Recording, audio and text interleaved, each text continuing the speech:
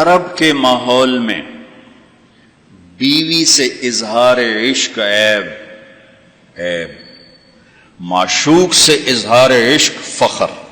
میری بات سمجھ میں آ رہی؟ بیوی سے محبت کا اظہار عیب تھا، رن مرید زن مرید، تو ہمارے ہاں بھی ہے. اور معشوق سے عشق یہ ایک فخر کی بات تھی.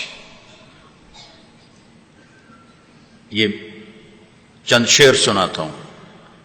هل تبکین لیلا اذا مت قبلها وقام على قبر النساء النوائح. لیلا کے لیے اس کا مجنون، ہم تو مجنون کہتے ہیں، اس کا نام تھا توبہ ابن السم الخفاجی، عراق کا قبیلہ.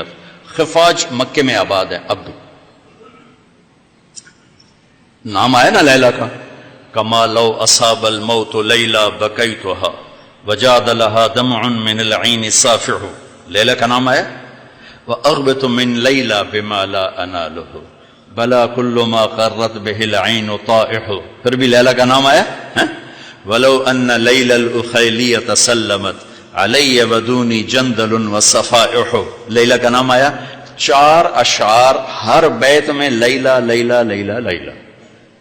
اس کی بیوی نہیں ہے، عشق ہے، اور وہ کھلم کھلا شعر کہہ رہا ہے. ترکت ہوا لیلا وسعدا بمعزل وعدت الى مسحوب اول منزلی. سعدا، لیلا، بثینہ، یہ سب سچے کردار ہیں. اے ساڑھے ہیر رانجے دا وارث شاہ دا دماغ الٹا ہویا ہے تو اس لکھ چھڑی. یہ کوئی کردار نہیں ہے، سسی پنو لیلا ہیر رانجا یہ سب، لیکن یہ سچے نام لیلا، سعدا، بثینہ، سعاد، یہ سب صحیح کہانیاں ہیں. تو میں لیلا کی سنا رہا ہوں اور اس کا عاشق کھلم کھلا کہہ رہا ہے مجھے لیلا سے عشق ہے. اس کے باپ نے کہا تو نے مجھے رسوا کر دیا. حرم میں تھے، کہیں توبہ کر تو آج کے بعد لیلا کا نام نہیں لے گا. تو وہ شاعر بلیغ تھا، کہنے لگا الہی تبت من کل المعاصی ولکن حب لیلا لا اتوب.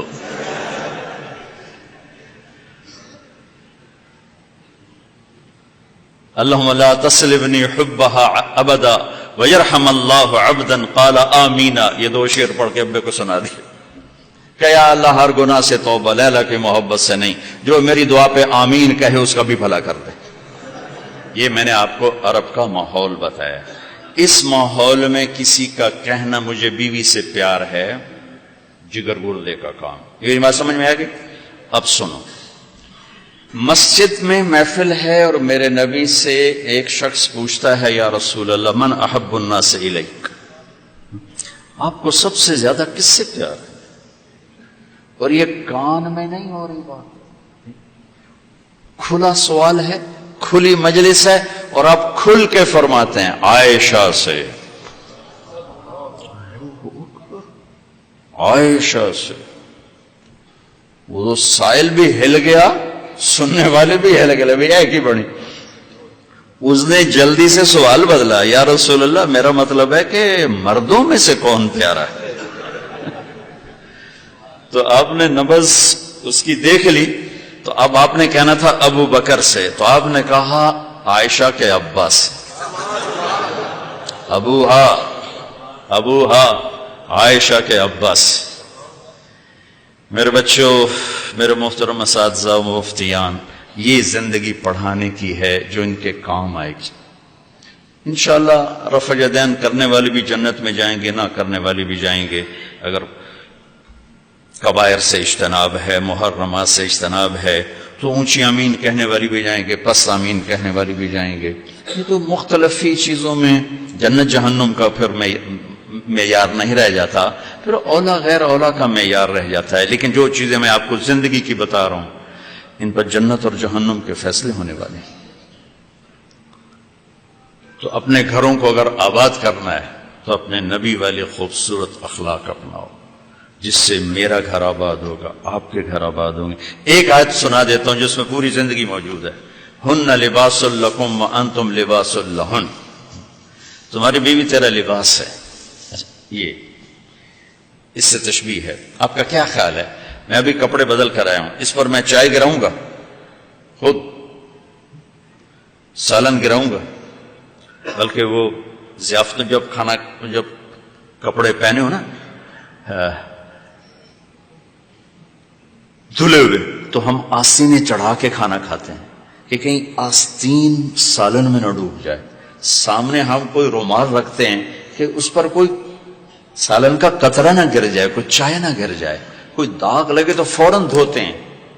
کبھی دیکھا کسی نے اپنا کرتا پھاڑنا شروع کر دیا ہو؟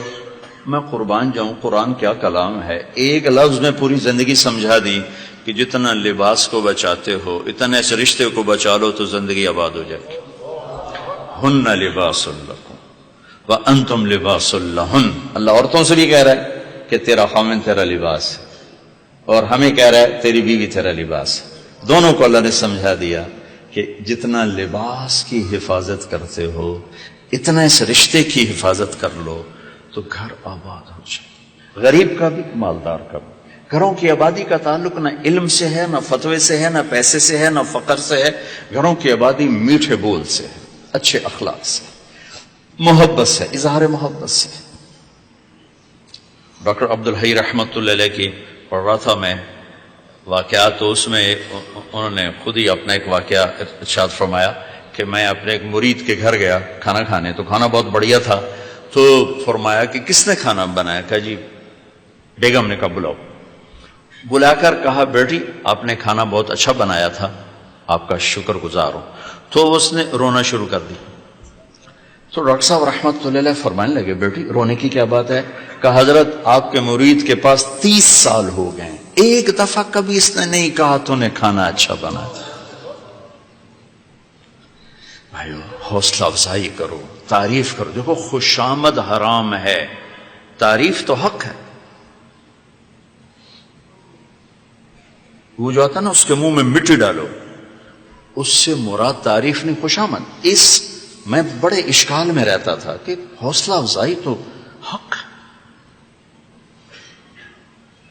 اور یہ آ رہا ہے کہ جو تعریف کرو اس کو منہ میں مٹی ڈالو. تعریف تو حوصلہ افزائی ہوتی ہے. پھر ابن ماجہ پڑھاتے ہوئے میرے سارے سوال حل ہو گئے. یا معاذ ایاک والتمادع فانہ الذبح.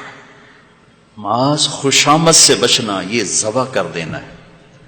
یہ جہاں جہاں یہ لفظ آتا ہے تعریف کرے منہ میں مٹی ڈالو، خوشامد خوشامد خوشامد. تعریف میرے نبی تعریف کر رہے، اپنے صحابہ کی کتنی تعریف فرما رہے، موقع موقع پر ان کی تعریف فرما رہے ہیں. تو اپنے رشتوں میں اپنے رشتوں کو پانی لگاؤ میٹھے بول کے ساتھ، تعریف کرو.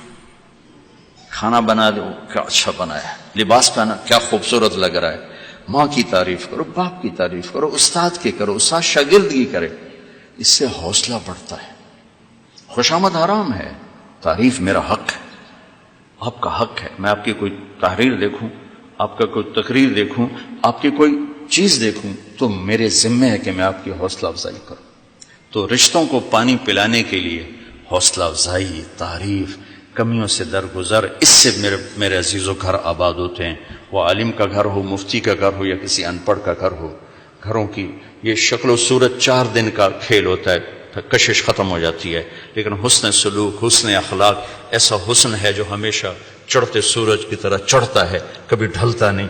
سورج تو نصف النہار پہ آ کے ڈھل جاتا ہے، اخلاق کا سورج موت سے بھی نہیں ڈھلتا ہے، یہ چڑھتا جاتا ہے چڑھتا جاتا ہے.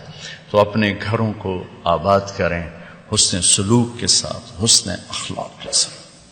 میرے نبی حضرت میمونہ کے گھر میں تھے. آپ رات کو پیشاب آیا، باہر نکلے، پیچھے آنکھ کھل گئی اماں جان کی، دیکھا بستر خالی، چکر دے دیا ان کو. سوکن پنے نے کہنے لگی اچھا میری باری میں مجھے چھوڑ کر دوسری بیوی کے پاس چلے گئے. وہ سوکن پن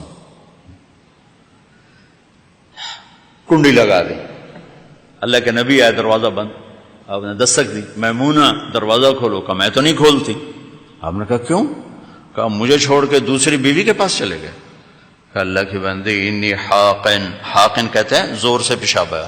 کہا مجھے پیشاب آیا تھا بڑے زور کا. کہا کوئی پیشاب نہیں، مجھے پتا ہے آپ کہاں گئے ہیں. وہ حضرت عائشہ پیشاب ہو رہا تھا. تو آپ نے کہا اب میمونہ انا رسول اللہ، میں اللہ کا رسول ہوں، صرف تیرا خاوند نہیں ہوں، میں کیسے خیانت کر سکتا ہوں؟ پھر ان کو کرنٹ لگا، ہوئی پہلے وہ سوکن پن آئے گا تھا، سوکن، کن کیسے کہتے ہیں؟ لوہے کو تیز کرتے ہوئے، دھار بناتے ہوئے جو چھوٹے چھوٹے ذرات اڑتے ہیں، ذرات، اس کو کن کہتے ہیں۔ آنکھ میں پڑ جائے نا تو آنکھ آدمی تڑپ جاتا ہے، تو جس کی آنکھ میں 100 ذرے پڑ جائیں اس کا کیا حال ہوگا؟ یہ ہے 100 کن، 100 کن، اس سے ہے کہ آنکھوں میں 100 ذرے پڑ گئے، بشر ہے۔ تو انہوں نے کہا، آپ نے کہا میں اللہ کا رسول ہوں، میں خیانت کر سکتا ہوں؟ پھر تو جا کے نا دروازہ کھولا ڈرتے ڈرتے، تو اللہ کے نبی مسکراتے ہوئے آئے اور آ کر اپنے چارپائی پہ لیٹ، ایک لفظ نہیں، ایک لفظ۔ میرا عزیزو، یہ میرے نبی کی خوبصورت زندگی ہے جس میں یہ سارے دروس موجود ہیں۔ زندگی کو حسین بنانے کے لیے پیسہ نہیں چاہیے، اخلاق چاہیے، شکل صورت بھی نہیں چاہیے، اخلاق چاہیے، اچھے اخلاق، میٹھا بول۔